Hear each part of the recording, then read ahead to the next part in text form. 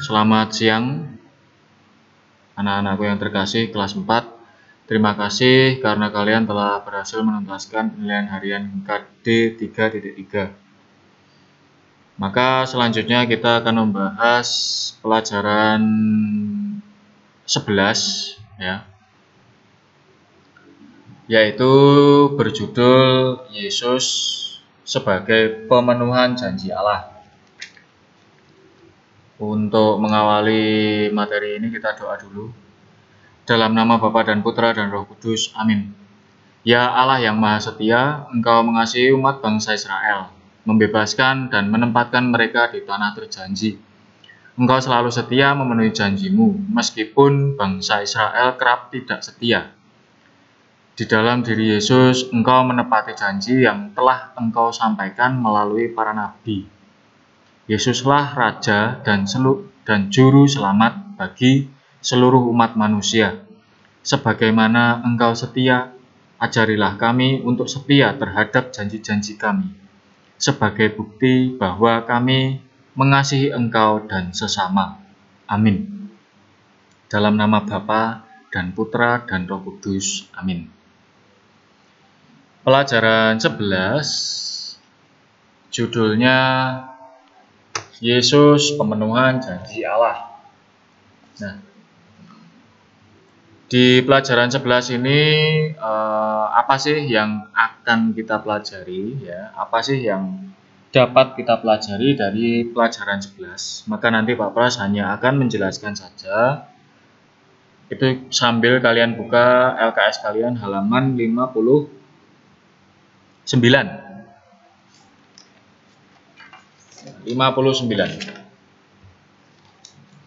Sebagai pengantar dari materi ini ya, Allah selalu menjamin bangsa Israel sebagai umat pilihannya. Namun ketika mereka menderita akibat tidak setia dan tidak menepati janjinya ya, mereka baru mengingat Allah dan janjinya akan kedatangan Mesias. Jadi istilah perjanjian dalam kitab suci itu menunjukkan bahwa sejak awal Allah telah mengikat perjanjian dengan manusia, dengan bangsa Israel. Di dalam perjanjian lama itu menekankan bahwa bangsa Israel adalah umat Allah, umat pilihan Allah. Dan Allah adalah Tuhan bagi bangsa Israel. Nah, itu. Namun ketika Allah memperjuangkan bangsa Israel, mengeluarkan bangsa Israel dari perbudakan Mesir hingga membimbing menuju tanah Kanaan, bangsa Israel ini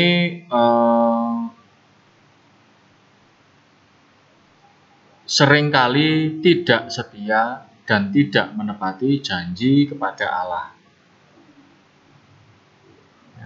Baru ketika mereka merasakan penderitaan, mereka mengingat Allah dan mengingat janji-janji Allah akan kedatangan Mesias.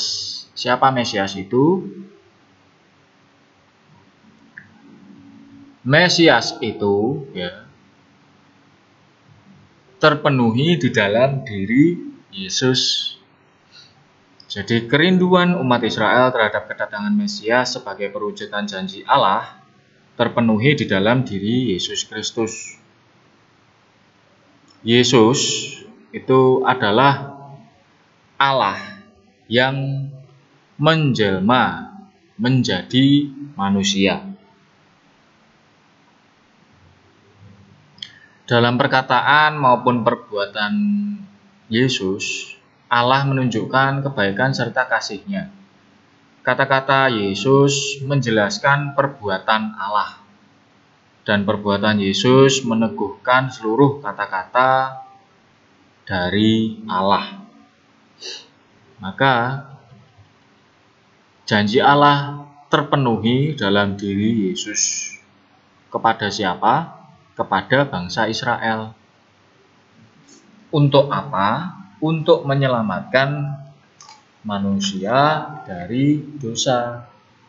Mengapa Yesus atau Allah ingin menyelamatkan manusia dari dosa? Karena Allah dan Yesus itu mencintai manusia, menyayangi manusia. Nah, dari sini dapat kita tarik kesimpulan bahwa Allah setia kepada janjinya. Allah berjanji kepada bangsa Israel akan mendatangkan Mesias atau Sang Juru Selamat. Allah berjanji kepada bangsa Israel melindungi dan memberkati seluruh keturunan bangsa Israel dari Raja Daud. Nah, itu janji Allah kepada bangsa Israel. Namun bangsa Israel kerap kali tidak setia menepati janjinya kepada Allah. Di dalam LKS itu ada bacaan yang pertama dari kitab Yesaya bab 52 ayat 13 sampai 15, dilanjutkan bab 53 ayat 1 sampai 12. Pak Pras tidak akan memberikan video kitab sucinya ataupun bacaan kitab sucinya karena di LKS itu sudah Pak Pras rasa sudah ada bacaan itu ya. Dan kalian pun juga bisa membacanya sendiri sambil menonton video ini Pak Pras bimbing ya. Jadi dalam kitab Yesaya itu mengenai hamba Tuhan yang menderita. Hamba Tuhan ini dimaksudkan adalah seseorang yang mengemban tugas dari Tuhan, tugas dari Allah. Rela menderita untuk menebus dosa umat manusia. Nah, ini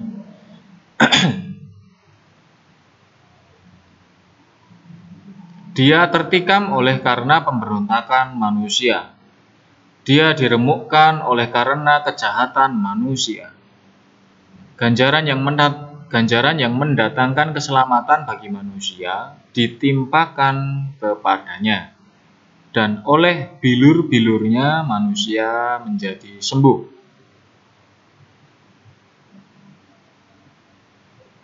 Ya, ini artinya seseorang yang rela menderita demi menebus dosa manusia.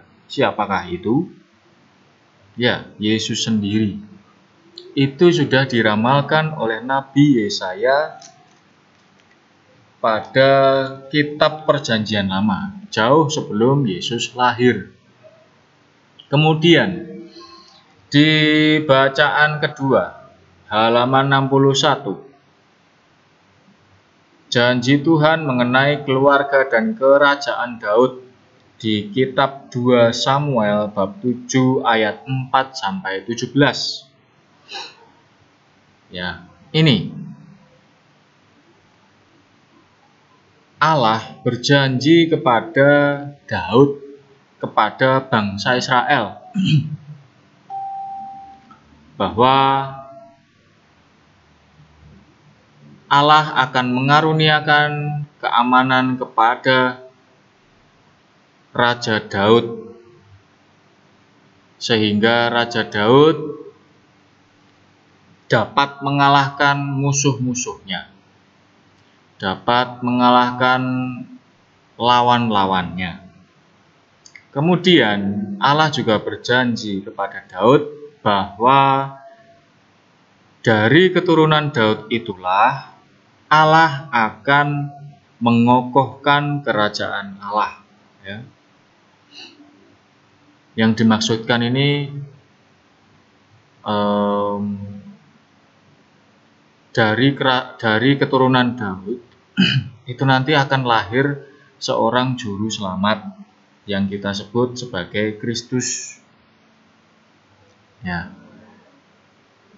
Artinya di dalam kitab 2 Samuel mengenai perjanjian Tuhan kepada Raja Daud, itu sudah disebutkan bahwa Allah berjanji akan mendatangkan Mesias Sang Penyelamat dari keturunan Daud, ya, melalui keturunan Daud. Begitu. Di situ juga dikatakan bahwa dialah yang akan mendirikan rumah bagi nama Allah, bagi namaku, dan aku akan mengokohkan tahta kerajaannya untuk selama-lamanya. Maka ketika Yesus dibaptis di Sungai Yordan oleh Yohanes Pembaptis, muncul Roh Kudus dalam rupa burung merpati dan suara dari langit, "Inilah anakku yang kukasihi, kepadanyalah aku berkenan." Ya. Itu adalah suara Allah sendiri kepada Yesus bahwa Yesus merupakan putra Allah.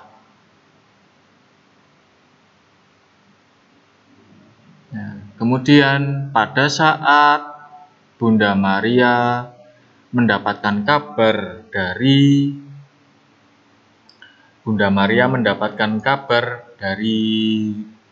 malaikat Gabriel, malaikat Gabriel juga berkata bahwa kelak putramu harus dinamai Yesus. Segala nama yang ada di bumi, yang ada di surga maupun yang ada di bumi akan memuji Dia. Kerajaannya tidak akan berkesudahan. Nah, itu. Ya, jadi nyambung ya, janji Allah di kitab Perjanjian Lama nyambung dengan janji Allah yang terwujud dalam kitab Perjanjian Baru melalui perwujudannya Yesus Kristus. Ya. Ini yang Pak Pras katakan tadi, dalam kitab Perjanjian Lama, para nabi telah menubuatkan apa yang menjadi kehendak Allah, bahwa Allah akan tetap menyertai bangsa Israel sebagai umat kesayangan Allah.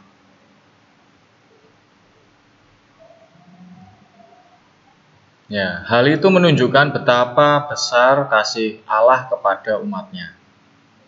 Artinya, kasih Allah kepada bangsa Israel itu sangat besar, sama seperti kasih Allah kepada kita semua. Bahkan sebagai bukti cinta Allah, Allah telah mengutus putranya yang tunggal, Yesus Kristus, yang dikandung dan dilahirkan oleh Bunda Maria. Ya. Kita tahu bahwa Allah itu adalah Maha Kuasa, dan kita juga seharusnya rendah hati untuk mengakui bahwa kita tidak bisa menemukan jawaban bagaimana Allah yang Maha Kuasa dan tidak terlihat itu bisa masuk ke dalam kandungan Bunda Maria dan dilahirkan oleh Bunda Maria, yang bahwasanya Bunda Maria adalah manusia. Kita tidak bisa menemukan jawaban itu menggunakan akal kita, menggunakan pikiran kita, karena sekali lagi Allah adalah Maha Kuasa, ya. Sama seperti kamu ingin memasukkan air laut atau kamu ingin mengeringkan air laut, dan air laut itu kamu taruh di dalam sebuah botol air mineral 600 ml. Tidak mungkin. Begitulah gambaran manusia dan Allah. Allah itu luas, Maha Kuasa. Ya, sedangkan kita hanya sebatas, pikiran kita hanya sebatas botol air mineral 600 ml. Artinya bukan berarti Pak Pras mengatakan tidak pinter, kan. Artinya kapasitas pikiran kita untuk memikirkan atau menemukan jawaban logis kemahakuasaan Allah itu ya tidak mungkin. Dialah seorang yang akan menjadi besar dan akan disebut anak Allah yang maha tinggi. Tuhan Allah akan mengaruniakan kepadanya tahta Daud. Nah ini ya. Kita tahu Raja Daud itu adalah raja termasyur, raja terhebat bangsa Israel. Raja paling hebat ya. Bangsa Israel mengalami masa kejayaan pada saat pemerintahan Raja Daud, bapa leluhur Yesus. Dan ia atau Yesus akan menjadi raja atas kaum keturunan Yakub sampai selama-lamanya dan kerajaannya tidak akan berkesudahan. Yakub ya. Ayo, Yakub itu siapa? Yakub itu adiknya Esau. Ya. Yakub itu anaknya Iska. Iska itu anaknya Abraham. Itu ya. Bagaimana kok bisa keturunannya Yakub? Ya. Jadi Bapak Abraham atau Allah ya. Allah telah berjanji kepada Bapak Abraham bahwa keturunan Abraham akan diberkati dan bertambah banyak. Kemudian Abraham memiliki anak yang bernama Iska. Ya. Lalu Iska punya anak namanya Yakub. Nah, dari Yakub itulah kemudian sampai kepada Isai. Isai itu ayahnya Raja Daud. Nah, jadi janji Allah itu sudah ada ketika zaman Bapak Abraham atau Nabi Abraham. Itu ya, janji Allah, Allah yang setia kepada janjinya. Manusia belum tentu setia kepada Allah. Sebagai pertanyaan bagi dirimu sendiri, sudahkah aku bersikap setia dan menepati janji-janjiku? Janjinya mau bangun pagi. Ternyata bisa bangun pagi. Wah, berarti hebat ya, bisa menepati janji. Dipertahankan terus, dilatih terus, karena jika kita tidak menepati janji, maka orang tidak lagi percaya kepada kita. Itu yang bisa Pak Pras sampaikan. Kemudian ada sedikit pemberitahuan dari Pak Pras bahwa LKS Jamrut lembar pengetahuan 11 itu tidak ada. Kalau di LKS yang Pak Pras bawa ini tidak ada. Entah kalau di punya kalian ya. Semoga juga tidak ada. Jadi biar sama. Ya, jadi tidak akan ada pengerjaan LKS Jamrut lembar pengetahuan 11. Namun, ada kabar gembira bagi kita semua bahwa Pak Pras akan membuat bahan belajar dalam format PDF untuk persiapan penilaian harian KD 3.4. Dalam pelajaran 11 ini, Pak Pras akan membuatkan bahan belajar dalam format PDF. Ya. Nanti menyusul dengan video ini. Untuk persiapan penilaian harian KD 3.4. Selebihnya bisa lihat di pengumuman di grup ya, grup kelas 4. Sekian yang bisa saya berikan. Nanti apabila ada pertanyaan bisa menanyakan ke Pak Pras. Mari kita tutup dengan doa. Dalam nama Bapa dan Putra dan Roh Kudus, amin. kemuliaan kepada Bapa dan Putera dan Roh Kudus, seperti pada permulaan, sekarang, selalu, dan sepanjang segala abad. Amin. Dalam nama Bapa dan Putera dan Roh Kudus. Amin. Demikian yang bisa Pak Pras sampaikan. Tetap sehat selalu. Terima kasih dan berkah dalem.